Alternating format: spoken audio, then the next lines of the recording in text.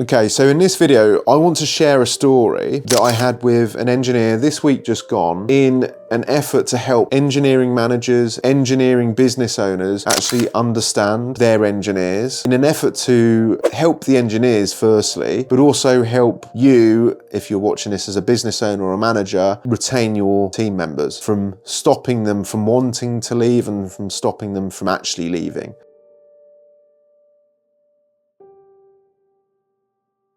So let me share this story with you. And by the way, I've had over 500 conversations in the last year with engineers. So I understand them really, really well now. And this comes up a hell of a lot. And this is actually very similar to my own experiences as well.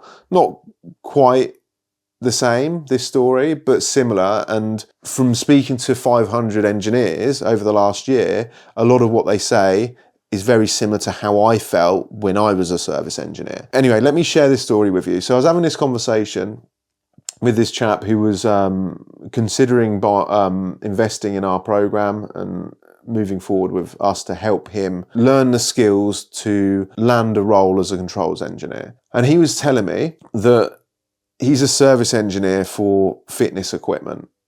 So traveling across the States and maintaining and fixing like treadmills, bikes, stepper mills, that kind of thing. And he was telling me that the business that he works for has this app that kind of tracks time and productivity and efficiency. And if I remember correctly, it was him with another team of, but a team of like 5, let's say, engineers, something like that. And he was clearly, firstly, a really nice bloke, really decent bloke, like had a really good conversation with him, who cared about the work he was doing, cared about the business, and it actually worked and didn't just do the bare minimum not to get fired.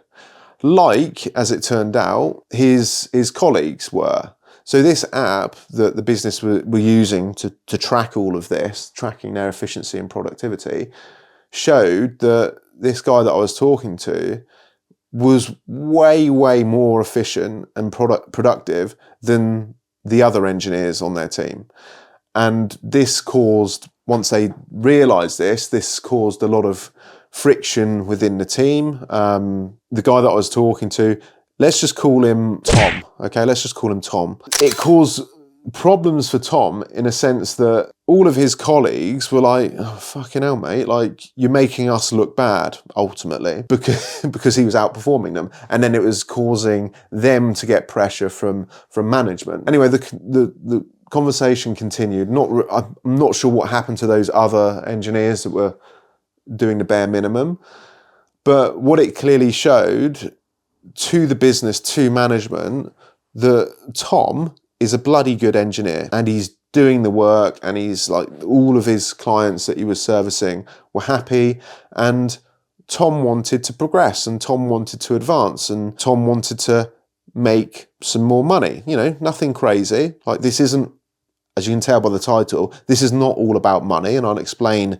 how it's not all about money, but he wanted to progress. And I feel, from what he was telling me, that he deserved to be promoted in some capacity or deserved some level of progression. And what, it just baffles me, just absolutely baffles me. And to be fair, this is probably coming from, I don't think small business owners would operate as much like this because it's their business and they understand the importance of keeping people happy and allowing people to advance if that's what they want to do. I think this is more from engineering managers that don't know what it's like to run a business, that somehow through coincidence or chance or just being at the right place at the right time managed to get into managerial positions when actually they're shit managers, and they're certainly shit leaders because they don't understand how to manage people, how to lead people, how to keep people happy, how to keep people engaged and wanting to work for the business. And they let this position of seniority get in their head. They think they're special. They think they're better than the engineers that they're managing. And so they get on a bit of a power trip about it. And then they like then controlling or having control over the people that they're managing. So what was happening with Tom is like clearly backed up by data. He was clearly outperforming all of these other engineers. That he'd been with this company for a year now, and they said when he started that they would be reviewing salaries and reviewing progression and advancing or going on more advanced trainings. And it's the same old shit that you hear all the time, and this happened with me quite a lot, is that they dangle a carrot. The business dangles a carrot in like the early stages and the interview and like the first, month or so, prove yourself, blah, blah, blah. And, you'll do well and you'll go places.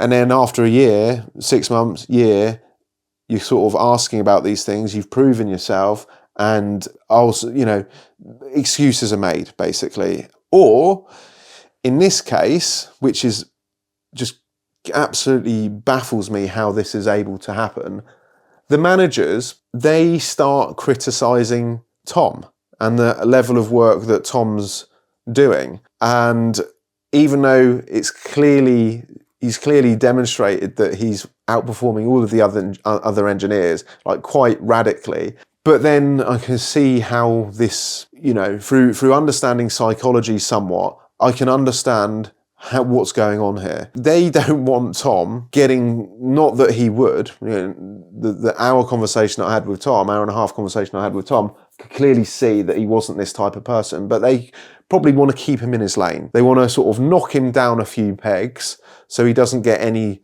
ideas, and they keep their best engineer, service engineer, as a service engineer, especially if all their others are shit. Because they don't want Tom to advance.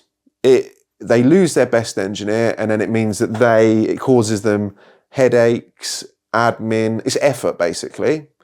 Effort, and it means creating a new position for Tom to advance into. So they start whacking him down a few pegs, making him doubt himself, knocking his confidence, criticising some of the work that he's doing that they'd never criticised before. And now Tom's doubting himself. His confidence is knocked. And I see this all the time. Speaking with engineers, just such low self-esteem, low confidence. And I think a lot of it stems from, not all of it, but a lot of it stems from having superiors that behave in this type of way. And I think as well with the technical industry that we're in, there's a lot of ego, a hell of a lot of ego, where people don't want to share knowledge either. They want to hold on to this type of knowledge because it gives them some level of authority and control and power over other people, even over business owners. So there's a lot of like gatekeeping. And anyway, the point that I'm getting at here is Tom is not happy. Tom is considering leaving, rightly fucking so, because he's working for a business that doesn't appreciate him, that's toxic, and with a team of other engineers that aren't up to scratch, basically. So why, if you're an ambitious person who wants to progress, not just earn more money, but actually wants to learn more, and like these are engineers that you're dealing with here, they're not necessarily extroverted people. They don't get their energy and their pleasure from necessarily engaging with people all day, every day. They get their enjoyment from working out problems, going through things logically, internalizing things and working things out. So to keep these types of people engaged, you need to give them more problems to solve, or more responsibility. So just keeping Tom in his lane and thinking that you're going to be able to control him and keep him long term by knocking him down to a few pegs, making him doubt himself whether he is actually good at this role. It will last for a while. It's a short-term strategy, but long term, like Tom's already speaking to people like like us, to help him advance his career. Learn different skills to help him get out of this toxic environment and get into another position. Why don't you consider actually acknowledging what Tom's done and praise him for it, and actually recognise, damn, he's a lot better than our other engineers. Maybe if we encourage that and reward that behaviour, it's so fucking simple. Reward that behaviour, give him like more responsibility, put him on some training to advance his skill set, to enable him to solve more complex problems in our business, maybe putting him to a lead engineering role. Because Tom's actually doing this work and doing more of it because he's more efficient, he's learning more, he knows systems better, maybe it's worth putting him into a leadership role to lead the rest of the team, where if they have problems that they can't solve, they can go to Tom because he's got a lot more understanding and context, because he's been actually doing the role better than these guys. Like, why don't you do that, at least initially, and give him a pay rise and let everyone know that he got a pay rise because he's fucking deserved it. And then it might show these other engineers that maybe they're just not as ambitious and not as enthusiastic. Maybe they just want to stay in their lane, you know, that's fine. But if they're not producing what they can be, then it's showing them, like, if you do what you were sort of employed to do and you meet the same sort of level that Tom has,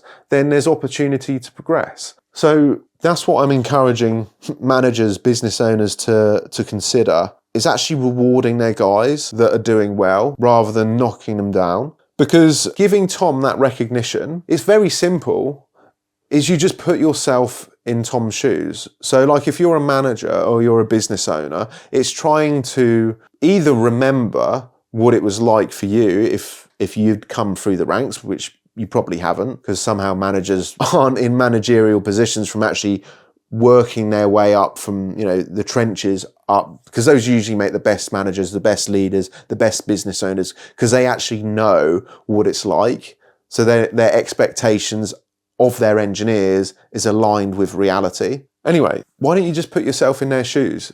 Try and empathize what it's like for them.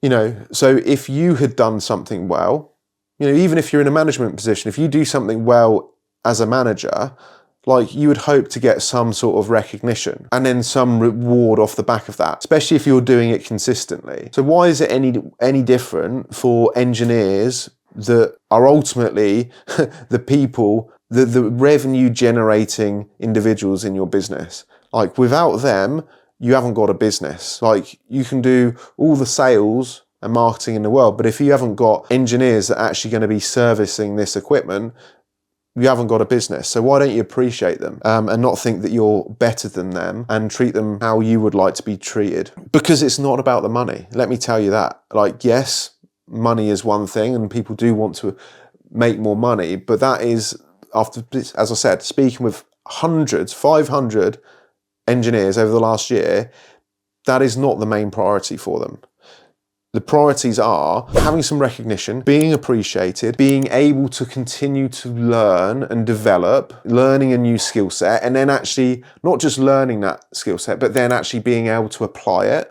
So giving them opportunity, more responsibility within the workplace, setting goals for them. Like, this is just having something to work towards in life. You know, whether it's, if they haven't necessarily got something outside of work, which a lot of people don't, like, work is their thing. Work is what takes up, like, if we split the day into blocks of 8 hours, we sleep for 8 hours, we have 8 hours at work, and then we have like 8 hours of whatever else we do. So basically a third of your life is your career. So why not help people create goals to work towards that they spend a third of their life doing? Because that's what people want. That's what gives us kind of like meaning and fulfillment, like working towards achieving that goal and then achieving that goal and then setting new goals and objectives. And that's how, like, if you can do that with everyone within your business, whilst these people progress, getting new people in, and these new people coming in can see, well, if they work hard, and they keep achieving their goals and their targets, then they've got a place to progress to, or they're in an organization that facilitates progression, and you just keep doing this. And yes, these people may progress and leave, but you've got this system, this machine that's bringing new people in, creating a good culture, creating like a good word of mouth for your business, and like having happy people work for you that want to club together and work towards like the big goal of the business. Because this is what like creates belonging, this is what creates meaning, and this is what people want. So can I encourage you to think more like that? Because as I said, it's not about the money. That is not the thing that comes up first. For the vast majority of people, yes, for some people it is all about the money. That's all they care about. But let me tell you, the vast majority of people, it's meaning, it's focus, it's goal orientated, it's learning, and then being able to apply that learning. So yeah, if you're a business owner, if you're a manager, if you're a senior director, if you're an engineer, we help businesses, we help individuals like upskill and develop in the controls, automation, BMS, smart home industry. We might be able to help you. There's a link in the description. Click it and you can see how we might be able to help you.